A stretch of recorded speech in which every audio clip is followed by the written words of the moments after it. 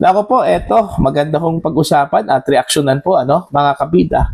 Sinisisi po ng Malacanang ang gulo sa Senado, mga kabida, kung bakit hindi po natin nakuha po, yung final seat, mga kabida, bilang miyembro ng UN Security Council, for 2 years sana.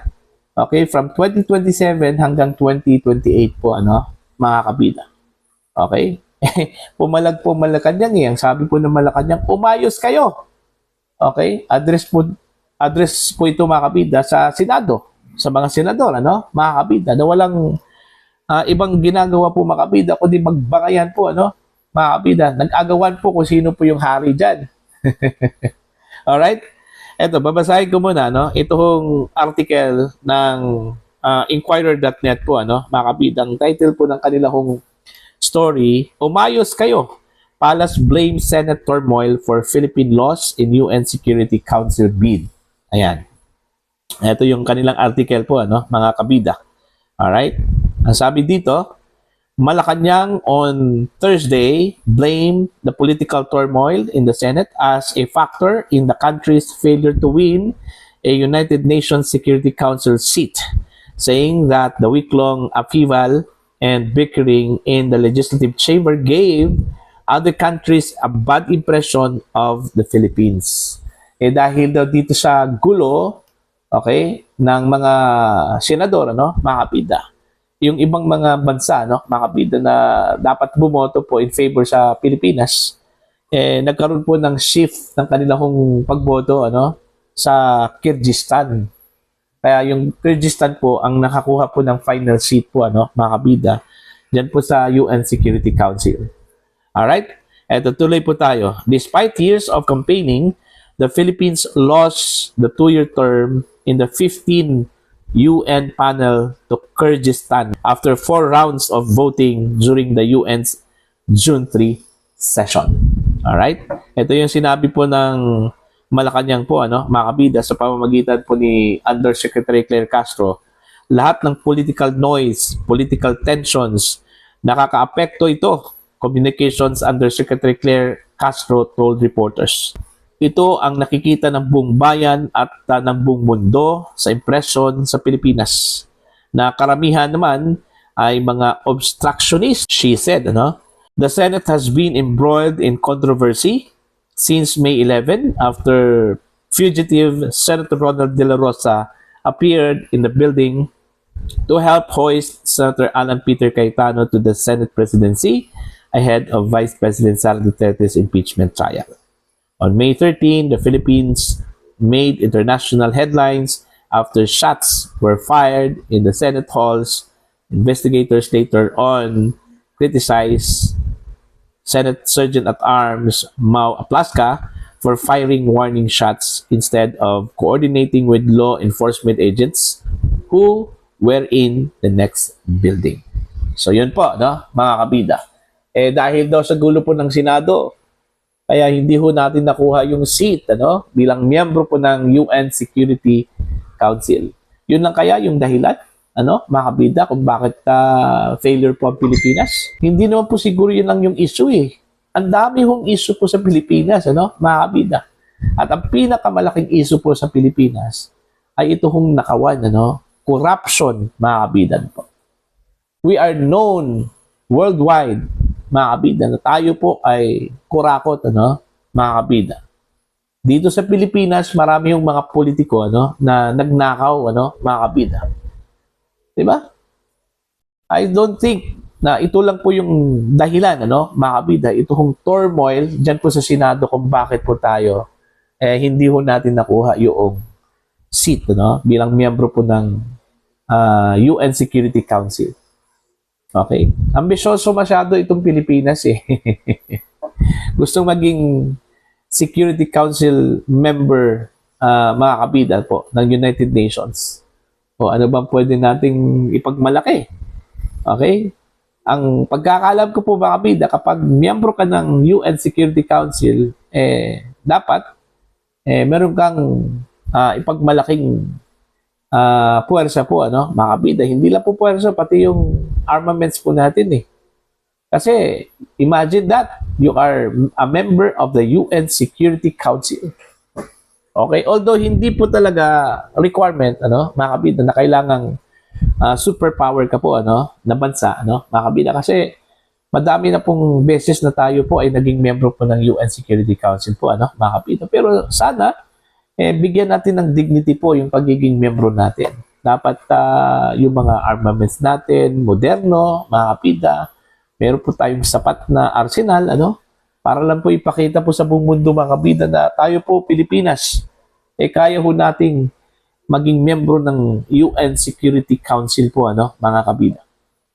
Para sa akin po mga kabida, in my own and humble opinion, this is not only the reason, hindi lang ito naging batayan po mga kabida ng mga bansa na bumoto po dito sa pagiging membro ng UN Security Council. Marami pa pong factor siguro po mga kabida. Kaya nga isa na yung sinabi ko po kanina, yung pagiging known po ng Pilipinas na meron pong malawakang corruption issue mga kabida. 'Di ba? Yun yung pinakamalaking obstruction po at hindrance natin dito sa Pilipinas mga kabida, yung talamak na korupsyon sa bansa. Mantakin nyo saan ka nakakita mga kabida na hindi na lang po naka-cellophane or naka-bag yung pera, kundi maleta-maleta na po mga kabida. Imagine that. Ganun po katindi po yung nakawan po mga kabida. Okay? Maleta-maleta na po yung gamit. Hindi na po dati cellophane o di kaya bag mga kabida. Ngayon maleta na talaga, suitcase. Magkano po yung halaga po ng isang medium-sized suitcase mga kabida? Ayon po sa mga miyembro ng Brave 18 nasa 20 to 35 million pesos yung medium size. Okay, mga kabida, ganun ka dami. Ilang mga maleta po ang dinispose mga kabida during the time of Zaldico.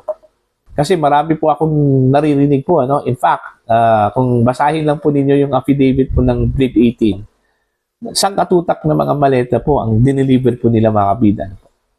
Okay? May isang tao po, 4, 5, may 8 nga isang tao lang yan. Imagine that mga kabida. Ilan lahat po sila ang binigyan po ng maleta po mga kabida. Ang dami po Okay, kahit na po hindi politiko po, binigyan po ng maleta po mga kabida. Meron ngang sa media daw Paano 'yan? 'Di ba? So, para sa akin ang the biggest contributor, the biggest factor kung bakit hindi ho tayo nakapasa bilang miyembro sana ng UN Security Council mga kabida at nakuha po ito ng Kyrgyzstan dahil ho sa talamak na korupsyon. Hindi lang po ito kung mess sa Senado Napakaliit na bagay lang po yun kung ikumpara po mga kabida sa issue po ng korupsyon sa bansa Di ba? So yun po mga kabida, para sa akin maliit po na bagay itong issue po ng Senate controversy po mga kabida kung ikumpara po sa issue po ng corruption. Alright? Dito sa Pilipinas mga kabida. At isa din mga kabida na nakita ko pong bilang factor dito ho sa hindi ho natin nakuha itong seat bilang miyembro po ng UN Security Council ay ito hong political instability po sa ating bansa mga kabida. Alam naman po natin at alam po ng buong mundo na meron pong bangayan po ito hong pinaka mga matataas na opisyal po natin sa bansa. Okay? The President and the Vice President po, mga kabida. Diba? Kaya dahil ho sa kanilang bangayan, dahil ho sa kanilang away po mga kabida po, meron pong nasakripisyo po Okay? Sino po yung nasakripisyo po mga kabida? Walang iba, ang dating Pangulong Rodrigo Roa Duterte po, mga kabida. Dahil sa tindi po ng kanilang bangayan po, pamilya Duterte at saka Marcos, mga kabida, hindi ho umantong sana doon ho sa paghuli sa dating Pangulo dahil lang po sa issuance po ng arrest warrant pula sa International Criminal Court. Dahil kung tutuusin po, matagal na po tayong hindi miyembro po, mga kabida, way back 2019 Pero ang ginawa po ng Marcos administration, in-honor po nila mga kabida, ito kong arrest warrant. Kaya, inaresto po ito kong si Digong at dinala po mga kabida sa International Criminal Court. At marami hong nagsasabi po na irreparable na raw yung kasalanan po mga kabida ng mga Marcoses sa mga Duterte. Dahil dito sa pagkakanulo po mga kabida ng kanilang patriarch doon po sa ICC. Kaya wala na raw itong kapatawaran po mga kabida. Okay?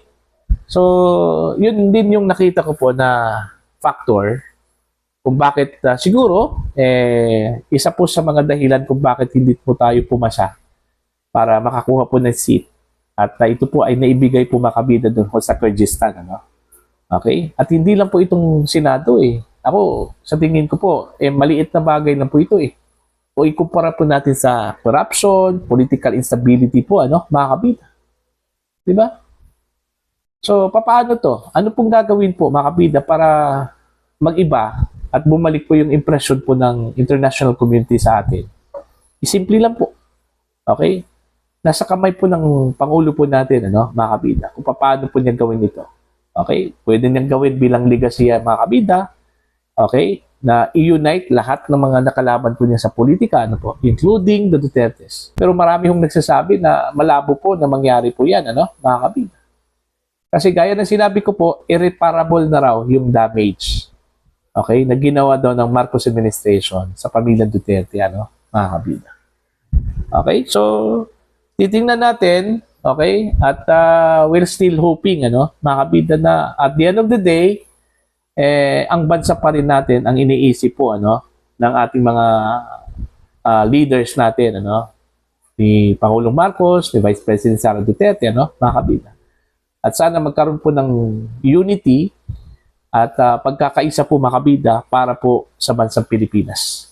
Kahit na po we're dreaming impossible dream, mga kabida, pero susubukan natin at susubukan dapat po ni Pangulong Ferdinand Bongbong Marcos at ni Vice President Sara Duterte, mga kabida. For your comment and for your opinion, please comment down. Sa mga hindi pa po subscriber po sa akin, please subscribe. Just click the subscribe button, click the notification bell, click all para updated po kayo mga kabida sa aking mga uploads. Maraming salamat po sa inyo lahat.